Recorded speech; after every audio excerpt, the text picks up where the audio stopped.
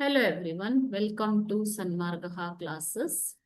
18ನೇ ಪ್ರಶ್ನೆ, ಚೀನಾದ ನಾಗರಿಕತೆಯ ಪ್ರಥಮ ರಾಜ ಮನೆತನ ಯಾವುದು ಅಂತ ಕೇಳಿದ್ದಾರೆ. ಚೀನಾದ ನಾಗರಿಕತೆ ಪ್ರಥಮ ರಾಜ ಮನೆತನ ಯಾವುದು? ಚೀನಾದ ನಾಗರಿಕತೆ ವ್ಯಾಂಗ್ವೋ ನದಿಯ ದಡದಲ್ಲಿ ಕಂಡು ಬರುತ್ತೆ. ಓಕೆನಾ?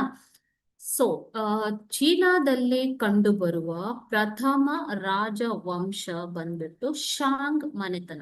18ನೇ ಶತಮಾನ ಪೂರ್ವ ಕ್ರಿಸ್ತ ಪೂರ್ವ ಸಾಶ ಪೂರ್ವ 18ನೇ ಶತಮಾನ.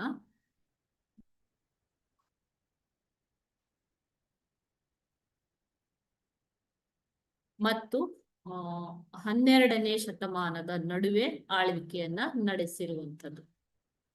ಸಾಶ ಪೂರ್ವ 18 ಪೂರ್ವ ಅಂತಂದ್ರೆ ನಾವು ರಿವರ್ಸ್ ಬರ್ತೀವಿ, ಉಲ್ಟಾ ಅಲ್ವಾ ಮಕ್ಳೇ? 18ರಿಂದ 12ನೇ ಶತಮಾನದ ನಡುವೆ ಆಳ್ವಿಕೆಯನ್ನ ನಡೆಸಿದಂತಹ ರಾಜ ಮನೆತನ ಶಾಂಗ್ ಮನೆತನ. ಇದು ಚೀನಾದ ಪ್ರಸಿದ್ಧ ಪ್ರಥಮ ರಾಜ ಮನೆತನ. ಓಕೆನಾ?